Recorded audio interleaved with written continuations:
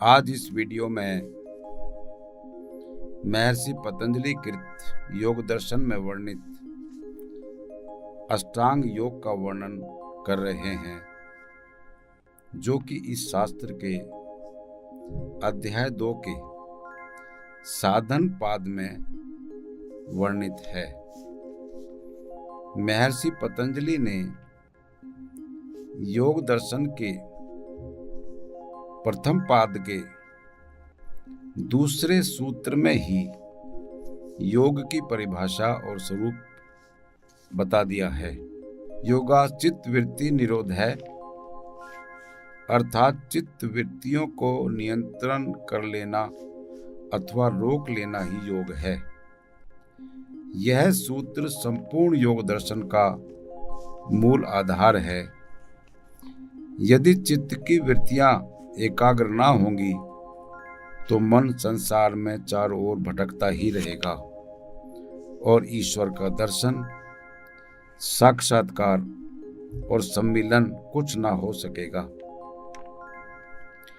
महर्षि पतंजलि के योग का प्रमुख उद्देश्य है कि मनुष्य स्थूल भाव से ऊंचा उठकर सूक्ष्मता की ओर बढ़े।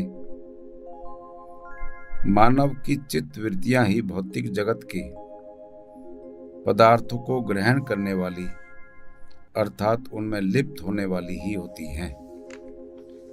महर्षि पतंजलि ने इन चित्त वृत्तियों को और मन को स्थिर एवं नियंत्रण करने के लिए 8 यौगिक क्रियाओं का वर्णन किया है, जिनको अष्टांग योग कहते हैं। ये हैं यम, नियम, आसन, प्राणायाम, प्रत्याहार, धारणा, ध्यान और समाधि।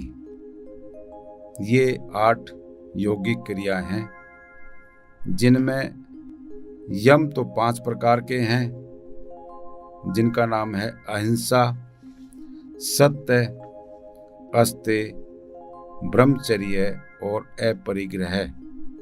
और इसी प्रकार नियम भी 5 प्रकार के हैं, जो कि शौच, संतोष, तप, स्वाध्याय और ईश्वर प्राणिधान है।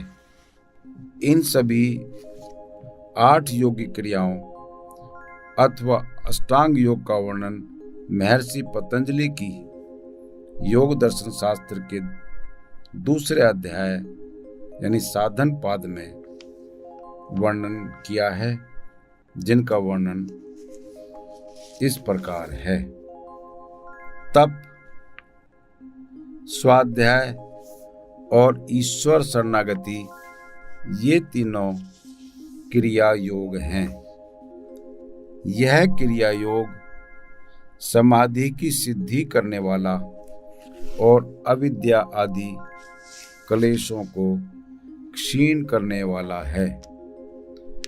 अविद्या, अस्मिता, राग, द्वेष और अभिनिवेश ये 5 क्लेश हैं।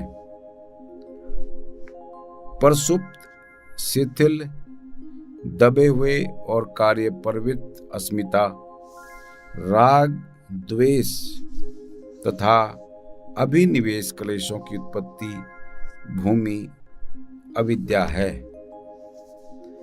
अनित्य, अपवित्र, दुख और अनात्मा में नित्य पवित्र सुख और आत्मभाव की प्रतीति अविद्या है। दृक् शक्ति अर्थात आत्मा और दर्शन शक्ति प्रकृति का एक सा भान होना अस्मिता है। सुख भोगने की इच्छा के पश्चात पुनः सुख भोगने की इच्छा राग है।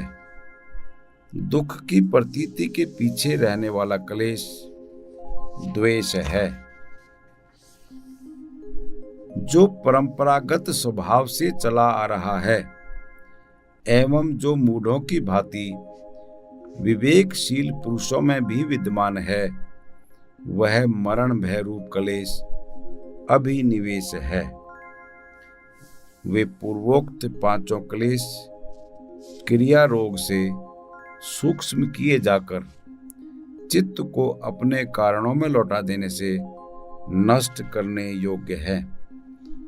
उन क्लेशों की स्थूल वृत्तियां ध्यान के द्वारा नष्ट करने योग्य है।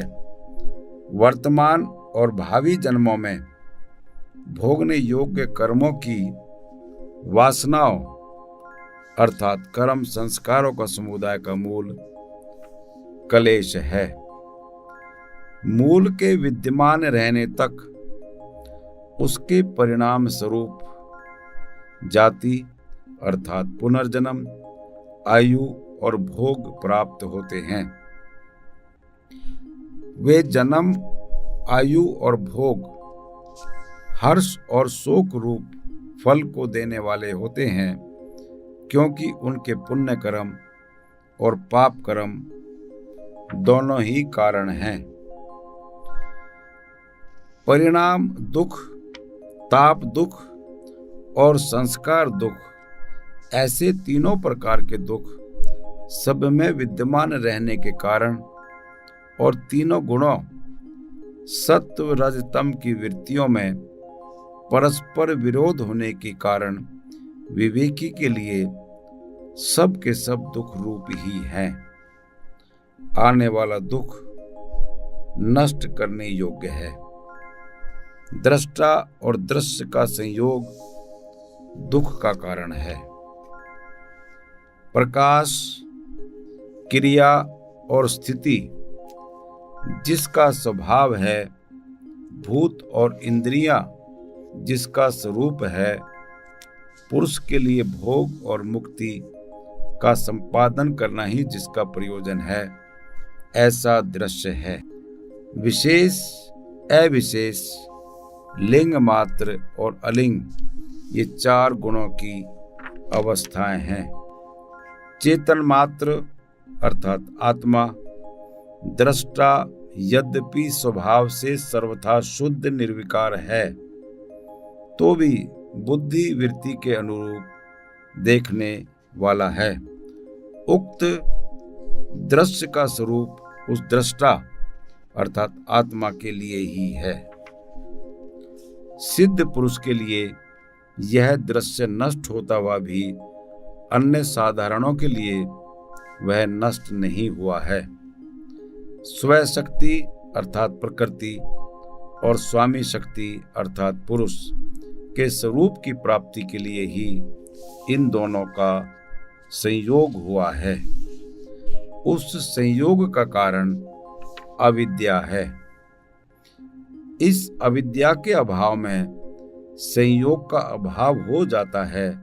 इसे हान अर्थात पुनर्जन्म आदि भावी दुखों का अंत कहते हैं। वही चेतन आत्मा का कैवल्य है। निश्चल और निर्दोष विवेक ज्ञान हान का उपाय है। इस पुरुष की 7 प्रकार की सबसे ऊंची अवस्था वाली बुद्धि होती है। योग के अंगों का अनुष्ठान करने से अशुद्धि का क्षय होकर विवेक ख्याति पर्यंत ज्ञान का प्रकाश होता है। यम, नियम, आसन, प्राणायाम, प्रत्याहार, धारणा, ध्यान और समाधि ये योग के 8 अंग हैं। इन्हीं को अष्टांग योग कहते हैं। इसका वर्णन साधन पाद के सूत्र 29 में दिया हुआ है। मैं थोड़ा इनका विस्तार से वर्णन कर देता हूं कि ये 8 योग क्रियाएं क्या हैं। योग के अंगों का अनुष्ठान करने से चित्त का समस्त मल दूर होकर साधक को विवेक ख्याति पर्यंत ज्ञान होता है। इस सूत्र में योग के 8 अंग बताए गए हैं। जिनके कर्मिक अनुष्ठान से ही अविद्या जनित चित्त के सभी दोष दूर होकर चित्त निर्मल होता है। यह चित्त एक दर्पण के समान है, जिसके स्वच्छ होने पर ही आत्मा का बिंब साफ दिखाई देता है, किंतु इस चित्त पर विकारों की धूलि जम गई है, जिसके पहुंचे बिना आत्मदर्शन नहीं होता।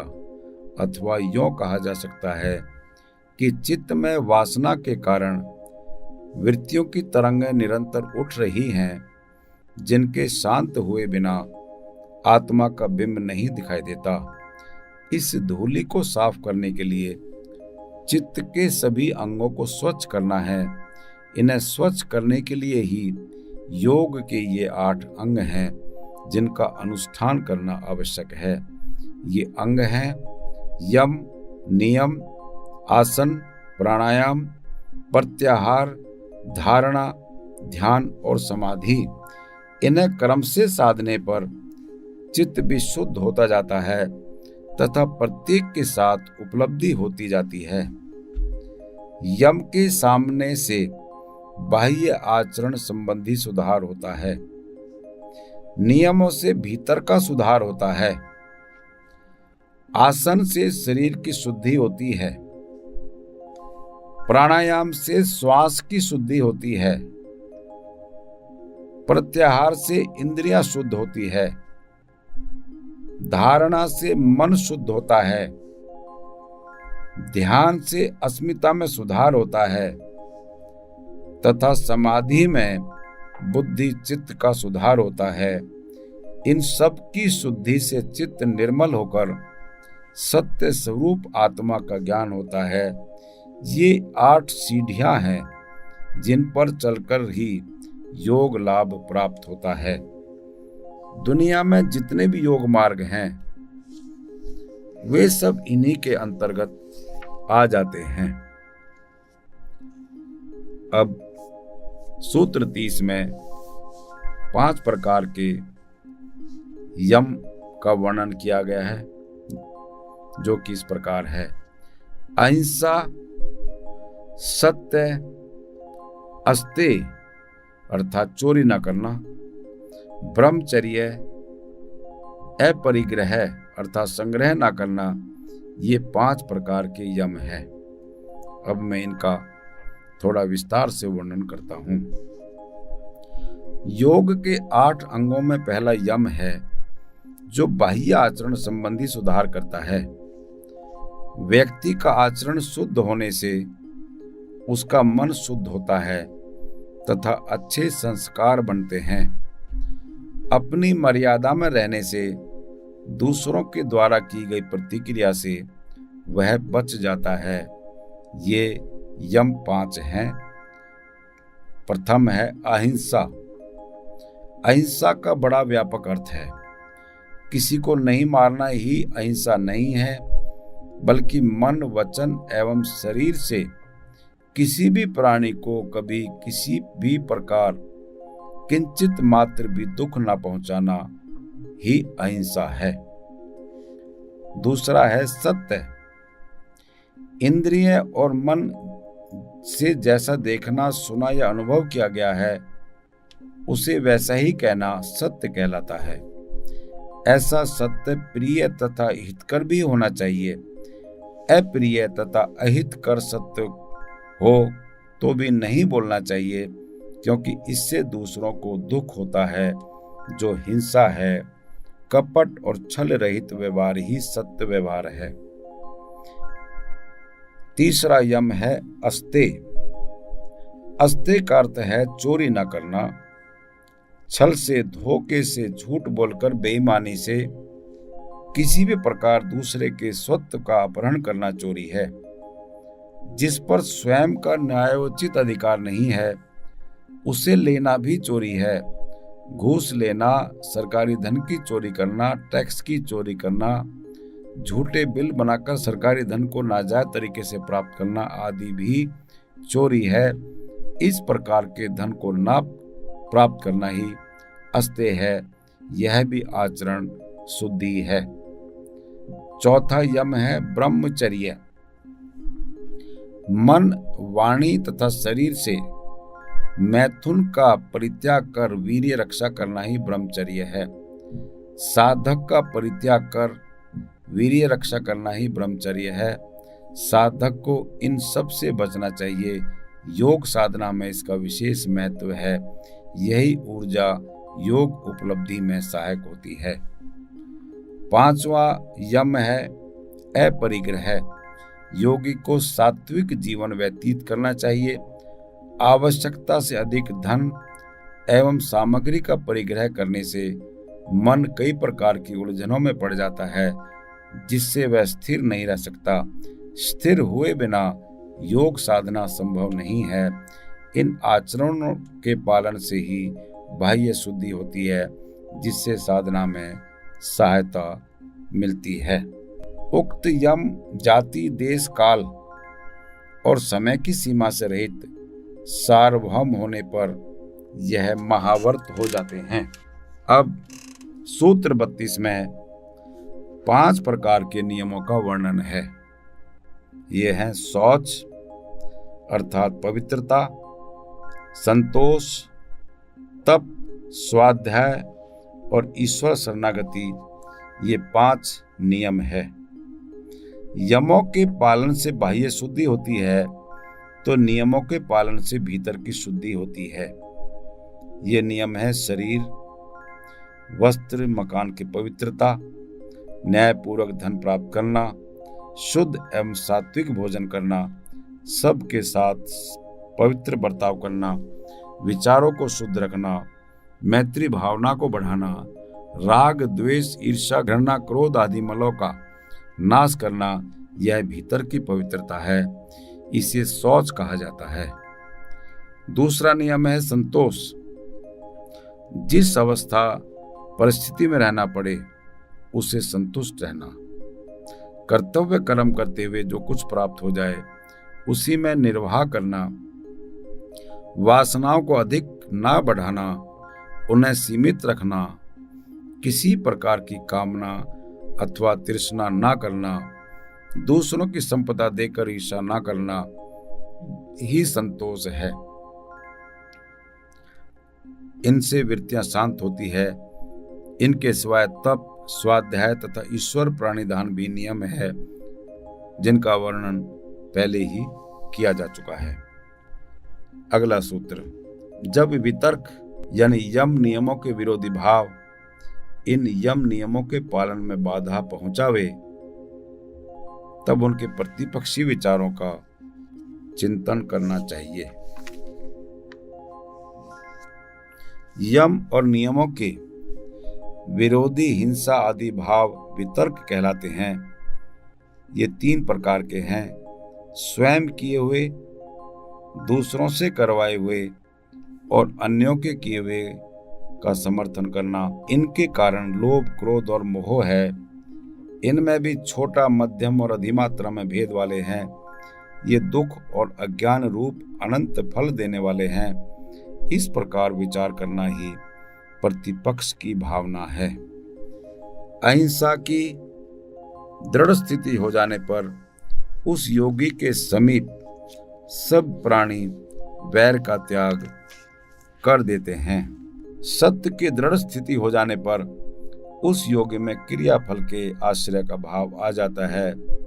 वह जो कहता है वह हो जाता है। चोरी के अभाव की दृढ़ स्थिति हो जाने पर उस योगी को सब रत्नों की प्राप्ति हो जाती है। ब्रह्मचर्य की दृढ़ स्थिति हो जाने पर समर्थ का लाभ होता है।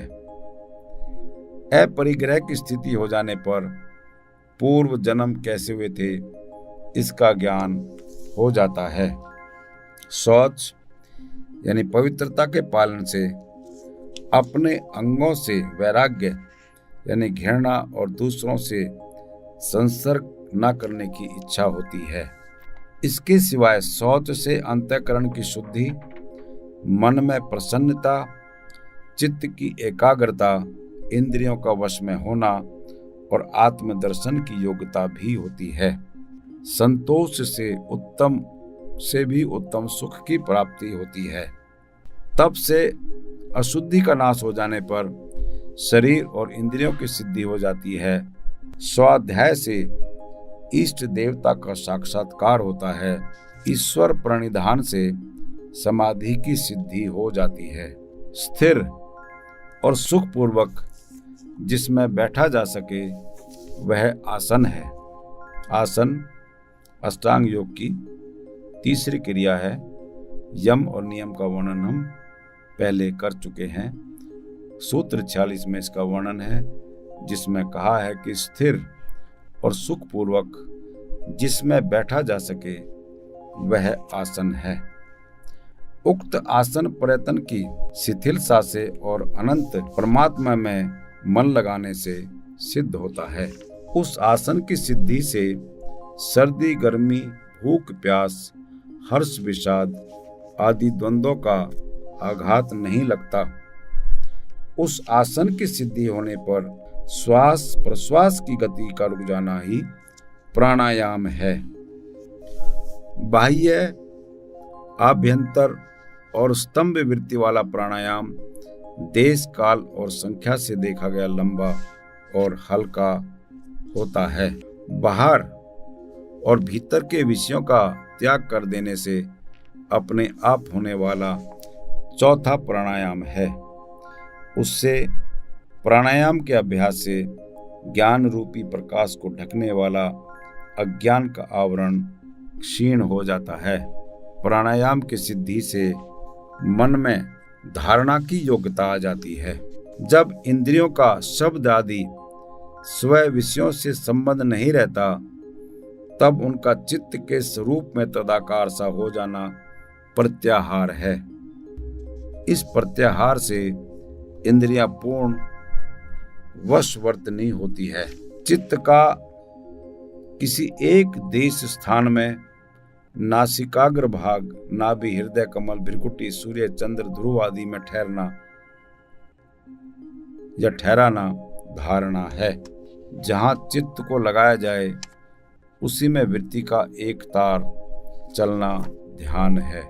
चित्त जिसका ध्यान कर रहा हो उसका स्वरूप शून्य होकर जब केवल ध्येय मात्र की ही प्रतीति होती है वह समाधि है। जिसका थोड़ा विस्तार मैं कर देता हूँ। धारणा और ध्यान में कोई स्थान या वस्तु होती है जिस पर ध्यान केंद्रित किया जाता है तथा चित्त का प्रवाह उसी ओर निरंतर चलता रहता है, किंतु इसमें अधिक समय तक स्थिर रहने पर जिसका ध्यान किया जा रहा है उसका स्वरूप शून्य हो जाता है, उसका आभास ही मिट जाता है तथा केवल ध्येय मात्र की ही प्रतीति होती है। इस अवस्था को समाधि कहते हैं। यह समाधि क्रिया नहीं बल्कि उपलब्धि है। यह साधना नहीं बल्कि घटना है जो ध्येय के स्थिर होने पर अपने आप घटती है। इस चिंतन में चित्त के निज स्वरूप का अभाव हो जाता है तथा वह ध्येय के आकार में परिणत हो जाता है। धारणा, ध्यान और समाधि तीनों में कोई प्रयास नहीं करना पड़ता। ये तीनों अक्रिया में केवल दृष्टा अथवा साक्षी भाव रखने से ये घटनाएं घट जाती हैं। अपने को पूर्ण रूपेण सहज भाव से निष्प्रयास छोड़ देना ही पर्याप्त है। धारणा, ध्यान, समाधि तीनों एक ही वस्तु में स्थित हो वो संयम है। साथियों, महर्षि पतंजलि द्वारा वर्णित अष्टांग योग का वर्णन यहीं पर समाप्त होता है। आपका बहुत बहुत धन्यवाद।